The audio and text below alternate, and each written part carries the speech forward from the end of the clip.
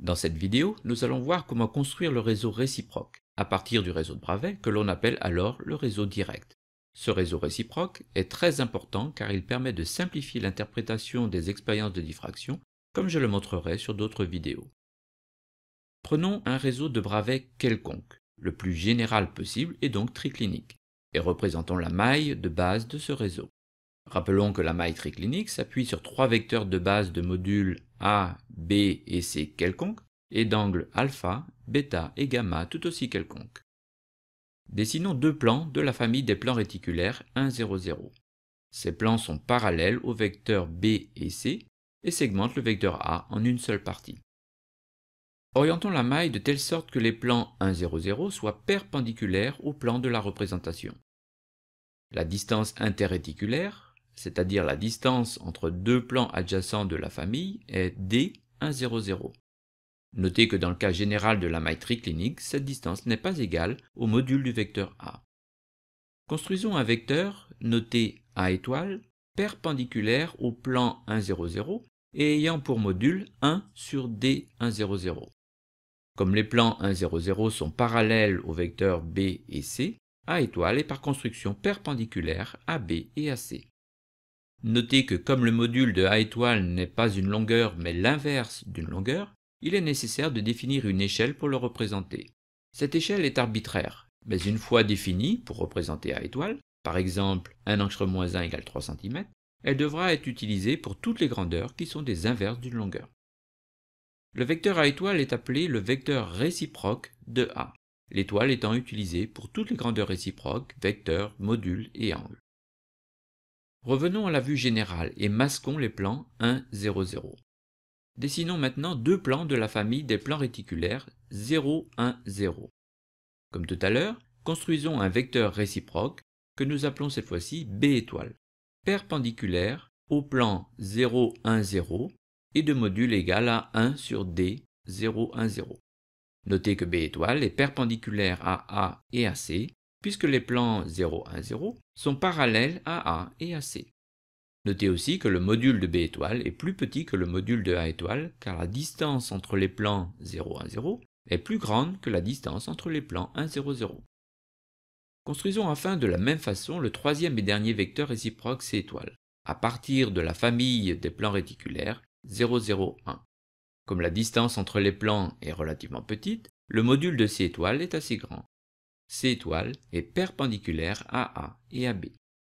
Nous venons de construire les trois vecteurs réciproques de base, A étoile, B étoile et C étoile. Ces trois vecteurs définissent un réseau, le réseau réciproque, et une maille, la maille réciproque ici notée en bleu.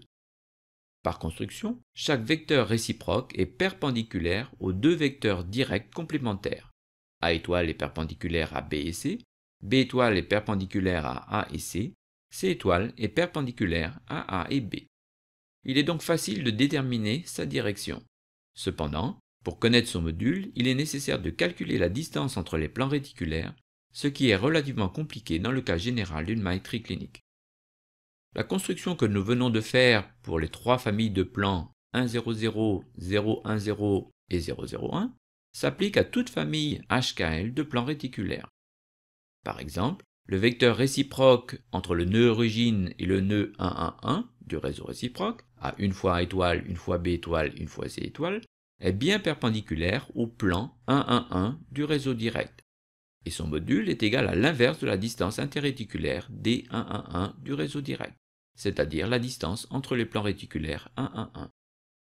Comme il y a un lien entre les nœuds du réseau réciproque, c'est-à-dire les extrémités des vecteurs du réseau réciproque, et les plans HKL du réseau direct, les nœuds du réseau réciproque sont repérés par HKL, de la même manière que les nœuds du réseau direct sont repérés par UVW. Regardons maintenant le plan AB d'un réseau de Bravais orthorhombique. Rappelons que dans un réseau orthorhombique, les vecteurs de base A et B, ici dessinés en rouge, sont de modules quelconques, et que l'angle gamma entre ces deux vecteurs est égal à 90 degrés. Dessinons en jaune le plan réciproque A étoile, B étoile de ce réseau direct AB bidimensionnel.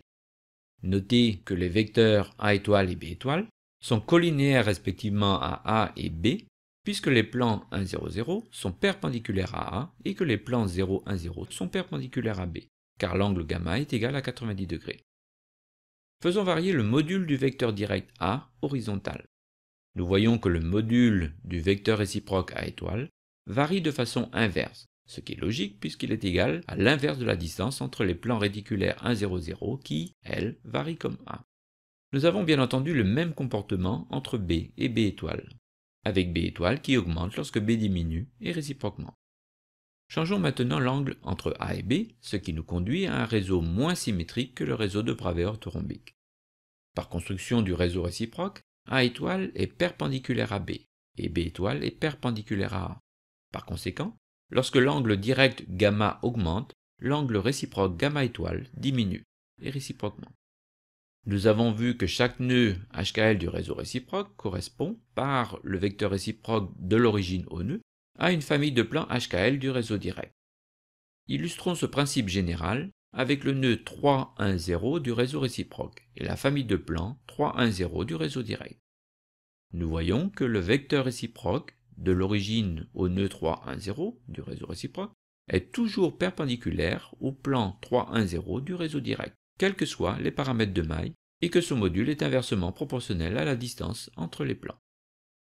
Pour terminer, rappelons que dans le réseau direct, un nœud est noté sous la forme UVW, une droite nodale UVW avec UVW entre crochets, et un plan réticulaire HKL avec HKL entre parenthèses. Dans le réseau réciproque, en lien avec la construction que nous venons de voir, un nœud est noté HKL, et par analogie, une droite nodale HKL avec HKL entre crochets, et un plan réticulaire UVW avec UVW entre parenthèses. Dans cette vidéo, nous avons montré, sans nous appuyer de façon explicite sur des formules mathématiques, comment construire un réseau réciproque à partir du réseau direct, et nous avons illustré la relation de réciprocité entre les deux types de réseaux.